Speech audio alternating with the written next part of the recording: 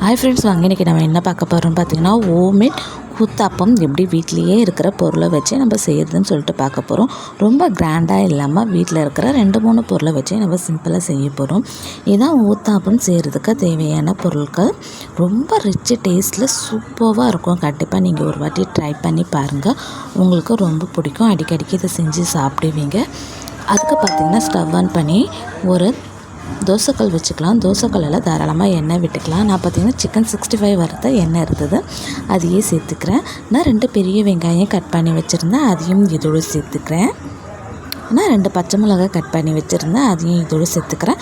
கொத்தமல்லி தழை, புதினா தழை, கருவேப்பிலை தழை கட் பண்ணி வச்சுருக்கேன், அதையும் இதோடு சேர்த்துக்கிறேன். வெங்காயம் பார்த்திங்கன்னா ரொம்ப வதங்க தேவையில்லை, மைல்டாக வதங்கினாலே போதும். நான் ஒரு பெரிய தக்காளி கட் பண்ணி வச்சுருக்கேன், அதையும் இதோடு சேர்த்துக்கிறேன்.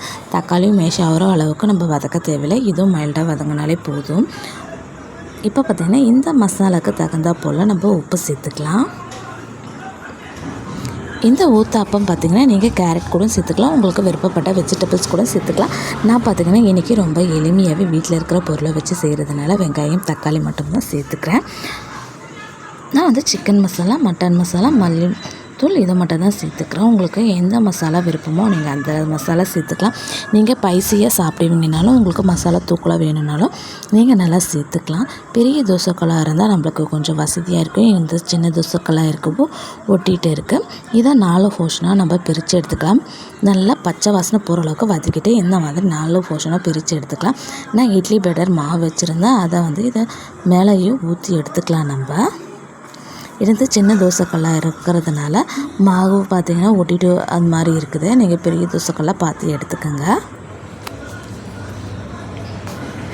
தவாவில் செய்ய தேவையில்லை, இந்த மாதிரி தோசைக்கல்லை செஞ்சிங்கன்னா ரொம்பவே நல்லா இருக்கும். இப்போ நம்ம வேகிற வரையும் வெயிட் பண்ணலாம்.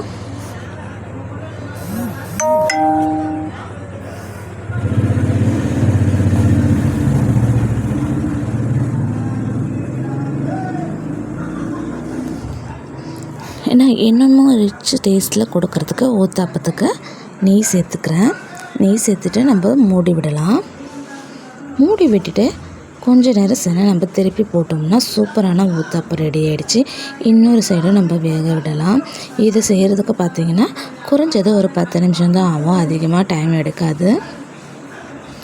இப்போ 2 பக்கமாக வெந்துடுச்சு. இப்போ நம்ம சர்வ் பண்ணலாம். சூப்பரான ஊத்தாப்பம் இப்போ ரெடி ஆகிடுச்சு. இதுக்கு பார்த்திங்கன்னா சட்னி எதுவுமே தேவை கிடையாது, நீங்கள் விருப்பப்பட்டனா செஞ்சுக்கோங்க. இதோட சாப்பிடும் போதே ரொம்ப சூப்பராக இருக்கும்.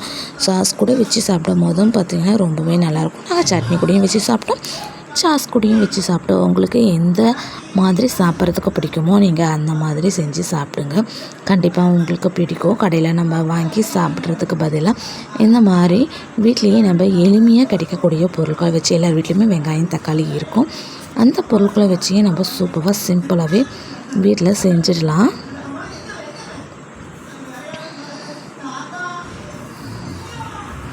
பாருங்கள், இதுக்கு தேவையான பொருட்கள் ரொம்பவே ஈஸி தான்.